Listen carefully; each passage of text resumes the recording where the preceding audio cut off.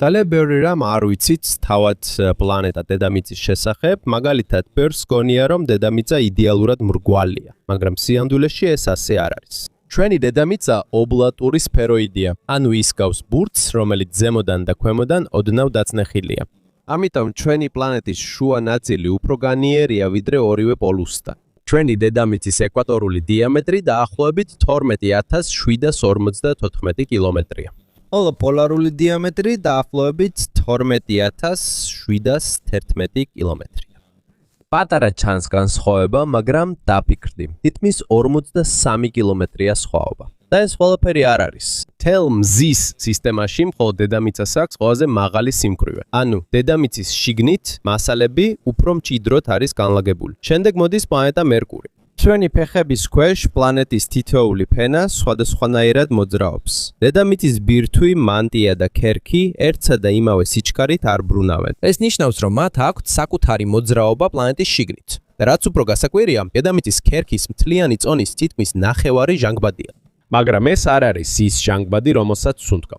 ამის ნაცვლად ის დამალულია ქვებსა, დებსა და მინერალებში, რომლებიც მიწის სიღრმეშია. ამასობაში დაახლოებით 25% სილიკონია. ხოლო დარჩენილი ნაწილი სხვადასხვა ელემენტების ნაზავია, რომლებიც ქმნიან იმ სამყაროს, რომელსაც ჩვენ ვიცნობ დღეს. და თუ დავფიქრდებით, დედამიწის ქერქით საკმაოდ სქელია. უმეტეს კონტინენტებზე მისი სისქე დაახლოებით 35-დან 45 კილომეტრამდე აღწევს. მაგრამ დიდი მთის ქედების ქვეშ მისი სისქე შეიძლება 75 კილომეტრამდეც კი გაიზარდოს. და რაც უფრო ღრმად ჩადიხარ, პირობები კიდევ უფრო სასტიკი ხდება. დედამიწის ბირთვის ცენტრში მატერიის სიმკვრივე დაახლოებით 12.5 ტონას აღწევს თითო კუბურ მეტრზე. ამასობაში იქ წნევა საშიშია და 3.7 მილიონი ატმოსფეროს აღწევს, რაც ნიშნავს, რომ თითქმის შეუძლებელია იქ გადარჩეს ან იცოცხლოს რომელიმე ჩვენთვის ცნობილმა სიცოცხლის ფორმა. სასაცილოა, რომ ადამიანი უკვე მთვარეზე იყო, რობოტები მარსზეც გაგვიგზავნია. ასევე შეგვისწავლია ოკეანის ყველაზე ღრმა ნაწილებიც. მაგრამ რაც შეეხება თავად დედამიწის სიღრმეს, თითქმის არაფერი ვიცით. როგორც ჩანს, უფრო კარგად ვიცნობთ კოსმოსს, ვიდრე იმ სამყაროს, რომელიც პირდაპირ ჩვენს ფეხქვეშაა. და იმისთვისაც კი, რომ ოდნავ შევიხედოთ დედამიწის ქერქის სიღრმეში, უზარმაზარი ექსპედიციაა საჭირო. ეს თითქმის ისეთივე რთულია, როგორც კოსმოსში მისიის გაგზავნა. წარსულში რამდენიმე პროექტი ცდილობდა პლანეტის ყველაზე ღრმა ნაწილის ამოთხრას. და გასაოცარია, რომ მათ აღმოაჩინეს ისეთი რამ, რამაც მეცნიერების ხედვა ნამდვილად შეცვალა. ამიტომ დღეს გადავხედავთ ერთ-ერთ ყველაზე ღრმა და ყველაზე სახიფათო პროექტს, რომელიც ადამიანმა სცადა. მაგრამ სანამ დავიწყოთ, არ დაგავიწყდეთ ვიდეოს მოწონება. ეს ჩვენთვის კონტენტის შემქმნელებისთვის ძალიან მნიშვნელოვანია. დიდი მადლობა. და ახლა დავიწყოთ. პირველ რიგში რა არის სინამდვილეში დედამიწის ქვეშ? არსებობს თუ არა შანსი, რომ პლანეტის ძალიან ღრმა ნაწილში სიცოცხლე იყოს? და რა უცნაური რამეები აღმოაჩინეს იქ? დედამიწის ქვეშ მოპოვებისა და კვლევის მთელი ისტორიის განმავლობაში უმეტესად გათხრები პრაქტიკული მიზეზების გამო ტარდებოდა. ხშირ შემთხვევაში მიზანი იყო ნავთობის, გაზის ან ძვირფასი მინერალების პოვნა. მაგრამ არსებობს რამდენიმე პროექტი, სადაც მიზანი ფული არ არის, მხოლოდ სუფთა მეცნიერება და ხშირად სწორედ მათ აქვთ ყველაზე ღრმა ორმოები. როდესაც ჩვეულებრივი კომერციული ბურღვა ყმავდება, მეცნიერება უკვე იციან, რომ ყველაზე ღრმა ფენებში მათ აღარაფერი შეუძლიათ მიიღონ. აღარ არის ნავთობი, აღარ არის გაზი, აღარ არის მინერალები, რომლებსაც ღირს ამოღება. და სწორედ აქ იწყება ნამდვილი სამეცნიერო კვლევა. დღეს შეგვიძლია ვთქვათ, რომ კაცობრიობა მხოლოდ ახლა იწყებს დედამიწის ნამდვილი სიღრმეების შესწავლას. სინამდვილეში ადამიანების მიერ გათხრილი ყველაზე ღრმა ხვრელიც კი ჯერ კიდევ ვერ აღწევს პლანეტის მანტიამდე. რადგან დედამიწის კონტინენტური ქერქი შეიძლება იყოს დაახლოებით 30 კილომეტრი, ან კიდევ უფრო სქელი. ეს უფრო ადვილი იქნებოდა ოკეანის ფსკერზე, რადგან ოკეანური ქერქი უფრო თხელია. ზოგ ადგილას მისი სისქე მხოლოდ დაახლოებით 5 კილომეტრია. ამიტომ 1960-იან წლებში ამერიკელებმა სცადეს პროექტი, რომელსაც Project Mohole ეწოდებოდა. მათი მიზანი იყო ოკეანის ფსკერის გახვრეტა და დედამიწის მანტიის მიღწევა. მაგრამ ეს წარმატებული არ გამოდგა. დავიდა ბევრი წელი და 2000-იანი წლების დასაწყისში იაპონიამ კიდევ ერთხელ სცადა ეს Chikyu პროექტის მეშვეობით. ეს იყო ძალიან მოწინავე საბურთი მისია, რომლის მიზანიც იყო უფრო ღრმად ჩასვლა ვიდრე რომელიმე წინა პროექტს. მაგრამ მიუხედავად იმისა, რამდენად მოწინავე ტექნოლოგია ჰქონდათ, მაინც ვერ მიაღწიეს მანტიას. მიუხედავად ამის. თუ ვისაუბრებთ იმ შესაძლებლობაზე, რომ პირდაპირ დედამიწის ბირთვამდე მივიდეთ, სიმართლე რომ ვთქვათ, ეს უკვე სამეცნიერო ფანტასტიკას გავს. თუ დავფიქრდებით და ნამდვილად მივიღებთ ამას, ძალიან შორს ვართ ამისგან. დედამიწის გარე ბირთვი დაახლოებით 2900 კილომეტრითაა ზედაპირის ქვეშ. თითქმის შეუძლებელია წარმოიდგინო, რამდენად ღრმაა ეს. ნომუქეთ გავიგოთ წარმოიდგინე ასე. საერთაშორისო კოსმოსური სადგური, ანუ ISS, დედამიწას მხოლოდ დაახლოებით 400 კილომეტრის სიმაღლეზე უვლის. ეს ნიშნავს, რომ ადამიანისთვის უფრო ადვილია დარე კოსმოსში წასვლა, ვიდრე ჩვენი პლანეტის ბირთვამდე მისვლა. და მიუხედავად იმისა, რომ დღეს ტექნოლოგია ძალიან განვითარებულია, ამას ჯერ კიდევ ვერავინ ახერხებს. მაგრამ არსებობს ერთი პროექტი, რომელიც თითქმის ლეგენდად იქცა ღრმა ბურღვის მხრივ. კოლას სუპერღრმა ჭაბურღილი. დღემდე კოლას სუპერღრმა ჭაბურღილი ფლობს მსოფლიო რეკორდს, როგორც ყველაზე ღრმა ხვრელი, რომელიც ადამიანმა დედამიწაზე ოდესმე ამოთხარა. მისი საბოლოო სიღრმე დაახლოებით 12262 მეტრს აღწევდა. და მიუხედავად იმისა, რომ მას შემდეგ ბევრი თანამედროვე პროექტი განხორციელდა, ამ რეკორდს ჯერ კიდევ ვერავინ გადააჭარბა. რაც კიდევ უფრო შთამბეჭდავია, ეს არ გაკეთებულა ნავთობის ან გაზის მოსაძებლად. მისი გათხრის ერთადერთი მიზეზი იყო წმინდა სამეცნიერო კვლევა. მეცნიერებს სურდათ შეესწავლათ დედამიწის ყველაზე ძველი და ყველაზე ღრმა ქანები. ისინი იმედოვნებდნენ, რომ შეიძლება აღმოეჩინათ ინფორმაცია იმის შესახებ, თუ როგორი იყო პლანეტა მაშინ, როცა ის ჯერ კიდევ ახალი იყო. პროექტისთვის მათ აირჩიეს ადგილი რუსეთის კოლას ნახევარკუნძულის მახლობლად, რომელიც ბალტიის ფარის ნაწილს წარმოადგენს. ეს ადგილი განსაკუთრებულია, რადგან აქ გვხვდება დედამიწის ზოგიერთი უძველესი ვულკანური და მაგმური ქანი. ზოგიერთი ამ ქანებიდან დაახლოებით 3 მილიარდი წლის, რომ გავიგოთ, რამდენად ძველია ეს ქანები, უნდა ვიცოდეთ, რომ თავად დედამიწა დაახლოებით 4.5 მილიარდი წლისაა. ეს ნიშნავს, რომ ოდესაც ისინი ამ უძველეს გეოლოგიურ ფენებში ქვემოთ თხრიან, თითქოს დედამიწის ყველაზე ადრეულ ეპოქაში ბრუნდებიან.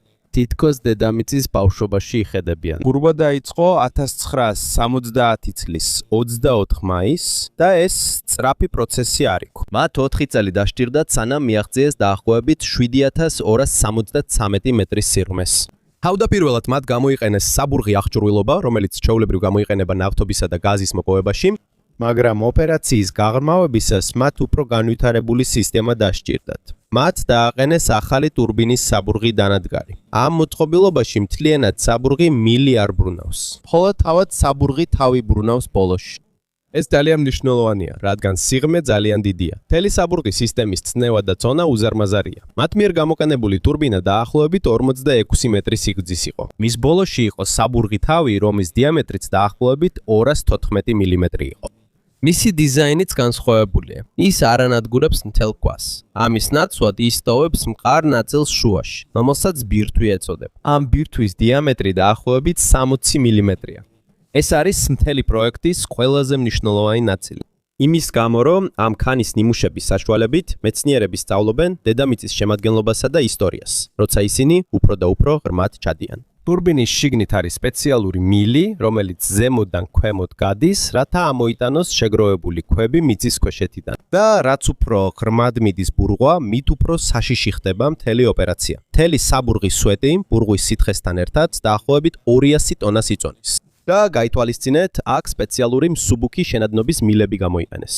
რადგან თუ მხოლოდ ჩვეულებრივი ფოლადის მილები იქნებოდა გამოყენებული, მთელი სტრუქტურა თავისივე წონის გამო გატყდებოდა. და რა თქმა უნდა, რაც უფრო ღრმად თხრიან დედამიწის ქერქში, მით უფრო მეტი უბედური შემთხვევა და მოულოდნელი პრობლემა ჩნდება. ერთ-ერთი ყველაზე დიდი ტრაგედია კოლას სუპერღრმა ჭაბურღილის ისტორიაში მაშინ მოხდა, როცა გუნდმა დროებით შეაჩერა სამუშაოები. 1984 წლის 27 სექტემბერს რამდენიმე მეცნიერი და ინჟინერი მოსკოვში საერთაშორისო გეოლოგიურ კონგრესზე დასასწრებად წავიდა. თითქოს ეს ჩვეულებრივი ამბავი იყო, მაგრამ როცა ისინი დაბრუნდნენ, სწორედ მაშინ დაიწყო მთელი პროექტის ყველაზე დიდი პრობლემა. თითქოს დედამიწას არ უნდა დაეპატიებინა მათთვის ხვრელის ასე დიდხანს მიტოვება. რადგან ბურღვის ოპერაციები შეჩერებული იყო, ჭაბურღილის შიგნით კედლის ზოგიერთი ნაწილი ჯერ კიდევ არ იყო გამაგრებული ცემენტირებული ფოლადის მილებით. ამის გამო ქვემოთ ზოგიერთი ნაწილი დეფორმირდა და ჩამოიშალა. როცა გუნდი დაბრუნდა, მათ ჩვეულებრივად გააგრძელეს მუშაობა. პირველად მათ ცადეს ძალიან გრძელი ბურღვის კოლონის ამოწევა ზევით. მაგრამ როცა ამოქონდათ, ის მოულოდნელად გაიჭედა ჭაბურღილში. და როცა მისი ამოღება ძალით სცადეს, მთელი საბურღის სისტემა გაწყდა. ქვემოთ ჩარჩენილი იყო ერთი ტურბო ბურღი და თითქმის 5 კილომეტრის სიგრძის ბურღვის მილები. ერთ წამში მათი 5 წლიანი შრომა თითქმის წყალში ჩაიყარა. წარმოიდგინე ეს. ძალიან დიდი აღჭურვილობაა. ძალიან ღრმად იყო ჩაფლული და თითქმის შეუძლებელი იყო უკან ამოღება. მაგრამ გუნდი არ დანებდა. რამდენჯერმე სცადეს ახალი საბურღი გზის გაკეთებამ, რომ აეცილებინათ ის ნაწილი, სადაც აღჭურვილობა გაიჭედა. ეს არის გავრცელებული ტექნიკა ღრმა ბურღვაში, რომელსაც გვერდითი ბურღვა ეწოდება. ძველი გზის ძალით გაგრძელების ნაცვლად ისინი ახალ მარშრუტს ქმნიან ჭაბურღილის უფრო მაღალ ნაწილში, მაგრამ პროცესი მარტივი არ ყოფილა. მათ რამდენჯერმე შეექმნათ ავარია, აღჭურვილობის დაზიანება და მიწისქვეშ ჩიხება. ამიტომ კოლას სუპერ ღრმა ჭაბურღილი უბრალოდ პირდაპირ ხრელი ქვემოთ არ არის. სინამდვილეში ის უფრო გიგანტურ მიწისქვეშა ლაბირინთს გავს, რომელსაც მრავალი განშტოება და მოსახვევი აქვს სხვადასხვა მიმართულებით. ის გავს უცნაურ პლანეტას, რომელსაც მიწისქვეშა ერთმანეთთან დაკავშირებული გვირაბები აქვს. კიდევ 6 წელი დასჭირდათ, რომ კვლავ მიეღწიათ 12 კილომეტრის სიღრმისთვის. და 1990 წელს მათ მიაღწიეს საბოლოო რეკორდულ სიღრმეს, დაახლოებით 12262 მეტრს. იმ დროს ეს უკვე საინჟინრო სასწაული იყო. მაგრამ მიუხედავად ასეთი სიღრმისა, ეს მაინც ვერ აღწევდა დედამიწის ქერქის სისქის ნახევარსაწყი კონტინენტებზე. რადგან მიწის ქერქის სისქე შეიძლება დაახლოებით 30 კილომეტრს აღწევდეს. და კიდევ უფრო გასაოცარია იმის წარმოდგენა, რომ მის ქვემოთ მდებარეობს მანტია, რომლის სისქეც თითქმის 3000 კილომეტრია. დედამიწის სიდიდიდან გამომდინარე, ადამიანის მიერ პლანეტის ზედაპირზე თითქოს მხოლოდ თხელი ნაკაცრი გაკეთდა. ამის შემდეგ კი პრობლემები და ავარიები კვლავაც გაგრძელდა. ინჟინრები ნელ-ნელა კარგავდნენ იმედს, რომ შეძლებდნენ კიდევ უფრო ღრმად გათხრას. იმ ეტაპზე მათ თითქმის ყველაფერი სცადეს იმ დროის ტექნოლოგიით. და თითქოს დედამიწას მართლაც ჰქონდა ზღვარი, რომელსაც არ აძლევდა გადალახვის საშუალებას. თითქოს თვითონ პლანეტა უარს ამბობდა თავისი უფრო ღრმა საიდუმლოს გამჟღავნებას. ამიტომ 1992 წელს საბურთი ოპერაციები საბოლოოდ შეწყვიტეს. მაგრამ მიუხედავად იმისა, რომ მათ ვერ მიაღწიეს თავდაპირველ მიზანს, 15 კილომეტრის კოლას სუპერღრმა ჭაბურღილი მაინც უდიდესი წარმატება იყო მეცნიერებისთვის. თითქმის ყოველი მეტრის დათხრისას ისინი ახალ ინფორმაციას იღებდნენ დედამიწის ქვეშა ფენების შესახებ. მაგალითად, მათ აღმოაჩინეს სამრეწველო საბადოები სტილენძისა და ნიკელის მადნის დაახლოებით 1.6 კილომეტრის სიღრმეზე. მაგრამ კიდევ უფრო გასაოცარი იყო მათი შემდეგი აღმოჩენა. დაახლოებით 9.5 კილომეტრის სიღრმეზე მათ აღმოაჩინეს გეოქიმიური ანომალია, ქანის ფენა, რომელსაც აქვს მაღალი ოქროს შემცველობა. ეს აღწევს დაახლოებით 1 გრამ ოქროს თითო ტონა ქანაზე. პრობლემა ისაა, რომ ეს ძალიან ღრმაა და ამიტომ მისი მოპოვება პრაქტიკული არ არის. ხრაზე დახარჯული თანხა უფრო მეტია ვიდრე მოპოვებული ოქროს ღირებულება, მაგრამ მეცნიერებისთვის ეს აღმოჩენა მაინც ძალიან მნიშვნელოვანია. და პროექტმა მხოლოდ მინერალები კი არ შეცვალა. უფრო მნიშვნელოვანი ისაა, რომ ამან შეცვალა ჩვენი წარმოდგენა თავად დედამიწის ქერქის სტრუქტურაზე. ბურღვის დაწყებამდე მეცნიერებმა ჯერ გააკეთეს გეოლოგიური პროგნოზი მიწისქვეშა ფენების შესახებ. მაგრამ როცა უფრო ღრმად ჩავიდნენ, თითქმის ყველა მათი მოლოდინი ერთის შემდეგ მეორის მიყოლებით მცდარი აღმოჩნდა. ფენა, რომლის დასრულებასაც პირველ 5 კილომეტრში ელოდნენ, სინამდვილეში 7 კილომეტრამდე გაგრძელდა. და ამის შემდეგ, იმის ნაცვლად, რომ უფრო მკვრივი და მყარი ბაზალტის ფენები ენახათ, მათ წინ სრულიად სხვა ტიპის ქვა გადაიშალა. რაც უფრო გასაკვირია, მაშინაც კი როცა ისინი 12 კილომეტრის სიღრმემდე ჩავიდნენ, ბაზალტის ფენა მაინც არ გამოჩნდა. სხვა ტიპის ქვა. სანამ პროექტი დაიწყებოდა, მათ უკვე გამოიფენეს ღრმა სეისმური სკანირება მიწისქვეშა ფენების შესასწავლად. შედეგების მიხედვით მეცნიერები ფიქრობდნენ, რომ მიწისქვეშ არის ნაწილი, სადაც გრანიტი გადადის ბაზალტის ფენაში. და სწორედ ამ ზონაში ხედავდნენ ისინი ყველაზე ძლიერ სეისმურ ანარეყს. მაგრამ როდესაც რეალურად მიაღწიეს ამ სიღრმეს, აღმოჩნდა, რომ წინა ინტერპრეტაცია სრულიად არასწორი იყო. მყარ ბაზალტის ქანების ნაცვლად, მათ მიერ აღმოჩენილ ქვებს უფრო დაბალი სიმკვრივე ჰქონდათ. ისინი სავსე იყო ბზარებითა და ნაპრალებით. ეს ნიშნავს, რომ ბევრი რამ, რასაც მეცნიერები დედამიწის სიღრმის შესახებ დარწმუნებით ფიქრობდნენ, მოულოდნელად მცდარი აღმოჩნდა. ეს აღმოჩენა მართლაც ძალიან გააკვირვა სამეცნიერო საზოგადოება. არავინ ელოდა იმას, რაც მათ დედამიწის ქვეშ ნახეს. სინამდვილეში ბევრი ძველი წარმოდგენა ღრმა გეოლოგიაზე საჭირო გახდა შეცვლილიყო მას შემდეგ, რაც კოლას სუპერ ღრმა ჭაბურღილიდან შედეგები გამოქვეყნდა. და ამის გამო მეცნიერებმა დაიწყეს ძველი გეოფიზიკური კვლევების სხვაგვარად განხილვა, რომლებიც ადრე მსოფლიოს სხვადასხვა ნაწილში ჩატარდა. მაგრამ ასეთი სიღრმიდან ინფორმაციის მიღება მარტივი არ ყოფილა. ერთ-ერთი ყველაზე რთული გამოცევა იყო ქანის ნიმუშების ამოყვანა ქვემოდან. ისევე როგორც ის კერნის ნიმუშები, რომლებიც ადრე ვახსენე. როდესაც ამ ნიმუშებს დედამიწის ასეთი ღრმა ფენებიდან ამოაქვთ, ქანას გარშემო წნევა უცებ იკლებს. და ამის გამო, თუნდაც გრანიტი ძალიან მტკიცე იყოს, ის მაინც იშლება, როცა ზედაპირზე ამოაქვთ. წარმოიდგინე გრანიტი, რომელიც მსოფლიოში ერთ-ერთი ყველაზე მტკიცე ქვაა, თავისით იბზარება მხოლოდ იმიტომ, რომ წნევა ძლიერად იცვლება. ამიტომ ზოგჯერ მეცნიერებს ძალიან ნელა უწევთ კერნის ნიმუშების ზედაპირზე ამოყვანა. ზოგ შემთხვევაში ამას რამდენიმე დღეც კი ჭირდება. მხოლოდ იმისთვის, რომ ქვა ძალიანად დარჩეს და მისი სტრუქტურა არ დაზიანდეს, სანამ ზედაპირზე აიტანენ. მაგრამ ისინი კიდევ უფრო გაკურვებულები დარჩნენ სხვა რამითაც. დედამიწის სიღრმეში ტემპერატურით. თავდაპირველად მეცნიერები ელოდნენ, რომ ბურღვისას ყოველ კილომეტრზე ტემპერატურა დაახლოებით 11 გრადუსი ცელსიუსით გაიზრდებოდა. მაგრამ როცა ისინი ჩავიდნენ დაახლოებით 2.2-დან 7.5 კილომეტრამდე სიღრმეზე, ყველაფერი უცებ შეიცვალა. ტემპერატურის მატება გაიზარდა დაახლოებით 24 გრადუს ცელსიუსამდე ყოველ კილომეტრზე. ეს ბევრად უფრო ცხელი იყო, ვიდრე მათი თავდაპირველი გათვლები. დაახლოებით 5 კილომეტრის სიღრმეზე ტემპერატურა უკვე დაახლოებით 70 გრადუს ცელსიუსს აღწევდა. და როცა დაახლოებით 12 კილომეტრს მიაღწიეს, სიცხემ თითქმის 220 გრადუს ცელსიუსს მიაღწია. ეს ბევრად უფრო მაღალი იყო, ვიდრე იმ დროის მეცნიერებას ეგონა. და ამით შოკისმომგვრელი აღმოჩენები არ დასრულებულა. ქვემოთ, სადაც ადრე ეგონათ, რომ არ არსებობდა არანაირი ორგანული სიცოცხლე, აღმოაჩინეს 14 სახეობის გაკვავებული მიკროორგანიზმი. ეს ნიშნავს, რომ დედამიწის ქვეშ არსებობს უძველესი მიკროსკოპული სიცოცხლის კვალი. და რაც უფრო გასაოცარია, იმ ქანის ფენების, საიდანაც ეს მიკროორგანიზმები აღმოჩენილია, დაახლოებით 2.8 მილიარდ წელზე მეტისაა. ის უფრო ძველია, ვიდრე უმეტესობა იმ სიცოცხლისა, რაც დღეს ვიცით. უფრო ღრმა ნაწილებში, სადაც აღარ არის დანალექი ქანები, მკვლევარებმა ასევე აღმოაჩინეს მეთანის გაზის ძალიან მაღალი კონცენტრაცია. და დღემდე ჯერ კიდევ იკვლევენ, როგორ წარმოიქმნა ის ასეთ სიღრმეში. მაგრამ ეს ყველაფერი მხოლოდ მცირე ნაწილია იმ აღმოჩენებისა, რაც სკოლას სუპერ სიღრმისეულ ჭაბურღილში გაკეთდა. საბოლოოდ ერთი რამ აშკარად დაანახვა ამ პროექტმა. ჩვენი პლანეტის შესახებ ბევრად ნაკლები ვიცით, ვიდრე გონია. და გარდა იმისა, რომ კოლას სუპერ სიღრმისეული ჭაბურღილის სიღრმის მსოფლიო რეკორდსმენია, ის ასევე გახდა ერთ-ერთი ყველაზე ცნობილი შეთქმულების თეორიის ცენტრი მსოფლიოში. ერთი ვირუსული ამბის მიხედვით, როცა ბურღვის ოპერაცია გრმავდებოდა, დედამიწის ქვეშიდან უცნაური ხმა გაიგონეს. ამბობენ, რომ ეს იყო ყვირილი. ხმები თითქოს ჯოჯოხეთიდან მოდიოდეს. მაშინ ინტერნეტში აუდიო ჩანაწერიც გავრცელდა.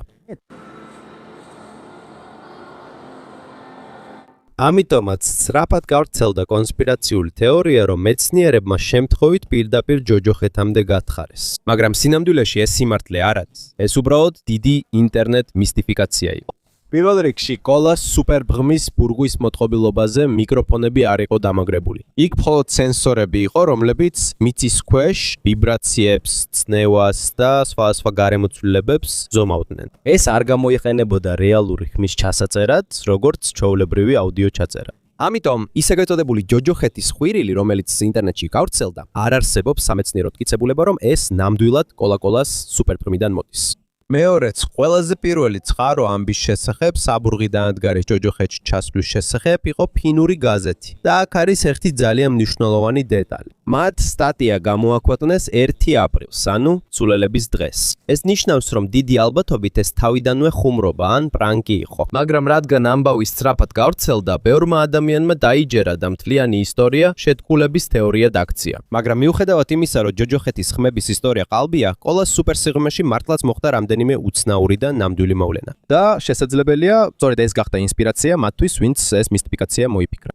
ერთ-ერთი ყველაზე იდუმალი ინციდენტი იყო მტრიდი ავარია, რომელიც მოხდა აუხსნელ ვითარებაში. აკადემიკოს დავით გუბერმანის, პოლის სუპერსიღრმისეული კვლევისა და წარმოების ცენტრის დირექტორის თქმით, იქ იყო ერთი შემთხვევა, რომლის ახსნაც თვითონ მათაც გაუჭირდათ. ერთ-ერთი ინტერვიუში მან თქვა, დავით გუბერმანის თქმით, როდესაც მას კითხეს ამ მისტიკურ ისტორიაზე იუნესკოში, მან თქვა, რომ არ იცოდა რა ეპასუხა. მან თქვა, რომ უმეტესობა ამ ისტორიებისა დიდი სისულელეა, მაგრამ როგორც მეცნიერს, მასაც არ შეუძლია თქვას, რომ ზუსტად იცის რა მოხდა. მისი თქმით, მათ ჩაწერეს უცნაური ხმა ქვემოდან, სანამ ძლიერი აფეთქება მოხდებოდა. მაგრამ რაც უფრო მისტიკურია, რამდენიმე დღის შემდეგ, როცა ისინი იმავე სიღრმეზე დაბრუნდნენ, ვეღარ ნახეს ინციდენტის არც ერთი კვალი. თითქოს ყველაფერი უცებ გაქრა. და ამის გამო კიდევ უფრო გაიზარდა ვარაუდები კოლას სუპერსიღრმის შესახებ. ვინ იცის სიამდვილეში რა მოხდა დედამიწის ქვეშ? 1995 წელს პროექტი საბოლოოდ დახურეს და მჭა დაფარეს. და შესაძლოა ზოგიერთი ფიქრობს, რომ მომავალ თაობა მეცნიერს შეეძლებათ კვლავ გახსნან ეს საიდუმლო, რომელიც სკოლას სუპერ სიღრმემ დატოვა. საბჭოთა კავშირი დაკავებული იყო მათ ულტრასიღრმის ბურღვის პროექტზე. ამავე დროს არსებობდა ამერიკული პროექტიც, რომელმაც თითქმის 10,000 მეტრის სიღრმეს მიაღწია. 1974 წელს ანადარკოს ნავთობის აუზში, ოკლაჰომაში, ულტრასიღრმის ჭამ მიაღწია დაახლოებით 9583 მეტრს. და იმ დროს ეს უკვე მსოფლიო რეკორდი იყო. კიდევ უფრო გასაკვირია, რომ მათი პროგრესი ძალიან სწრაფი იყო. მათ მხოლოდ დაახლოებით 502 დღე დასჭირდათ ამ სიღრმის მისაღწევად. ასეთ სიღრმე. ეს იმ დროისთვის უზარმაზარი მიღწევა იყო. პროექტი დააფინანსა კომპანიამ Lone Star-ი და მათ დახარჯეს დაახლოებით $15 მილიონი. ეს 1970-იან წლებში უზარმაზარი თანხა იყო. მაგრამ ყველა ხარჯისა და ძალისხმევის მიუხედავად პროექტი დიდი მარცხიც აღმოჩნდა. იმიტომ რომ მათი ნამდვილი მიზანი ნავთობის პოვნა იყო, მაგრამ ნავთობის ნაცვლად მათ წინ სხვა რამ გამოჩნდა. როდესაც საბურღი ტურბინა უფრო ღრმად ჩავიდა, მოულოდნელად ის მოხვდა მიწისქვეშა გიგანტურ რეზერვუარში, რომელიც სითხე გოგილდით იყო სავსე. ეს იყო თითქოს მიწისქვეშა მდუღარე ზღვა. ამიტომ იმ დროს ბევრმა ადამიანმა ეს ადგილი შეადარა ქვესკნელთან ან ჯოჯოხეთთან, რადგან იქ ძალიან მაღალი ტემპერატურა და უჩვეულო პირობები იყო. მაგრამ რადგან მას კომერციული ღირებულება არ ჰქონდა, პროექტი სწრაფად დახურეს. და ამით დასრულდა მისი ისტორია. მაგრამ 10 წლების შემდეგ მსოფლიოს მეორე მხარეს კიდევ ერთი უფრო უცნაური პროექტი განხორციელდა. შვედური პროექტი. 1980-იან წლებში გაჩნდა ერთი უცნაური სამეცნიერო თეორია ნავთობისა და ბუნებრივი აირის წარმოშობის შესახებ. იმ დროს მეცნიერების უმეტესობა მხოლოდ იმას მიიჩნევდა, რომ წიაღისეული საწვავი წარმოიქმნა უძველესი მცენარეებისა და ორგანიზმებისგან, რომლებიც მიწაში ძალიან დიდი ხნის განმავლობაში იყვნენ დაფლული. მაგრამ იყვნენ ამდენიმე მკვლევარი, რომლებსაც სხვა შეხედულება ჰქონდათ. მათი თეორიის მიხედვით შესაძლებელია, რომ ნავთობი და გაზი მხოლოდ ბიოლოგიური მასალებისგან არ წავიქმნება. ასევე შესაძლებელია, რომ ეს პირდაპირ დედამიწის მანტიისგან მოდის. მათ ამას მანტიის სითხის ჰიპოთეზა უწოდეს. ამ იდეის მიხედვით მანტიაში წარმოიქმნება დადახურებული აირები და თხევადი ნარევები, რომლებიც სავსეა ნახშირწყალბადებით და ისინი ნელ-ნელა ადიან დედამიწის ქერქისკენ. და თუ ეს მართალია, ეს ნიშნავს, რომ ნავთობისა და გაზის საბადოები შეიძლება იყოს ვულკანურ და მეტამორფულ ქანებშიც კი, არა მხოლოდ დანალექ ფენებში. ეს იქნებოდა უზარმაზარი აღმოჩენა მეცნიერებისა და ნავთობის ინდუსტრიისთვის. ამიტომ პროექტმა სწრაფად მიიღო დაფინანსება. შვედეთმა გადაწყვიტა ჩაეტარებინა დიდი ექსპერიმენტი თეორიის შესამოწმებლად. მათ საბურღი ადგილად აერჩიეს სილიანის რგოლის კრატერი. ეს არის უზარმაზარი ტარტმის კრატერი, რომლის დიამეტრი დაახლოებით 52 კილომეტრია. გეოფიზიკური მონაცემების მიხედვით დაახლოებით 500-დან 600 მეტრის სიღრმეზე კალცინირებული გრანიტია და შესაძლებელია მის ქვემოთ ნახშირწყალბადების რეზერვუარი იყოს. მეცნიერებმა გამოიყენეს უკიდურესად ზუსტი გრავიტაციული გაზომვები, რათა შეესწავლათ მიწისქვეშა ქანების სიმკვრივე და შემადგენლობა. და მათი გამოთვლების მიხედვით დაახლოებით 5 კილომეტრის სიღრმეზე ძალიან ფოროვანი ქანებია. ქანები, რომლებიც შესაძლოა სავსე იყოს ნავთობითა და გაზით. ყველაფერი იმედისმომცემად გამოიყურებოდა, მაგრამ როცა ბურღვა დაიწყო, შედეგი ძალიან იმედგამაცრუებელი აღმოჩნდა. ინვესტორებმა და მეცნიერებმა, რომლებმაც პროექტში დაახლოებით $60 მილიონი ჩადეს, თითქმის არაფერი მიიღეს, რადგან კომერციული ნავთობის მარაგები ვერ აღმოაჩინეს. მათ მხოლოდ მცირე და გაყოფილი ნავთობისა და გაზის რაოდენობა აღმოაჩინეს, რომელიც აშკარად ბიოლოგიური წარმოშობის იყო და არა მანტიის. ამ მიზეზით პროექტი 1990 წელს დახურეს. მაგრამ მიუხედავად იმისა, რომ პროექტი ჩავარდა, იქ ერთი აღმოჩენა გაკეთდა, რომელზეც დღემდე საუბრობენ. 1997 წლის 11 ივლისს როდესაც გუნდი ცდილობდა ქვემოთ დარჩენილი საბურღი ხაზის ამოღებას, მათ თავიანთ აღჭურვილობაზე უცნაური ნივთიერება შენიშნეს. როდესაც საბურღი მილის ზედაპირზე ამოიტანეს, ძალიან გაკვირდნენ. როდესაც ნახეს, რომ მისი ქვედა ნაწილი სავსე იყო წებოვანი შავი ნივთიერებით, რომელიც შავ ჟელეს ან სქელ ასფალტს გავდა და მისი წონა დაახლოებით 60 კილოგრამი იყო. ეს ამოიღეს დაახლოებით 5945 მეტრის სიღრმიდან. მეცნიერებმა მაშინვე დაიწყეს მისი შესწავლა. პირველი ანალიზის მიხედვით მისი ძირითადი კომპონენტია მაგნეტიტი, რომელიც შეიცავს პარაფინულ ნახშირწყალბადებს. რაც კიდევ უფრო გასაოცარია, მათ აღმოაჩინეს ბიომარკერებიც, რომლებიც გავს ადრე სილიანის რგოლის კრატერის გარშემო ნაპოვნებს. ამიტომ რამდენიმე მკვლევარმა წამოაყენა ძალიან თამამი თეორია. შესაძლოა ეს შავი მასალა მიწისქვეშა ბაქტერიების პროდუქტი იყოს, რომლებიც მანტიის არაბიოლოგიურ ნახშირწყალბადებს იყენებენ თავიანთი სიცოცხლის ციკლის ნაწილად.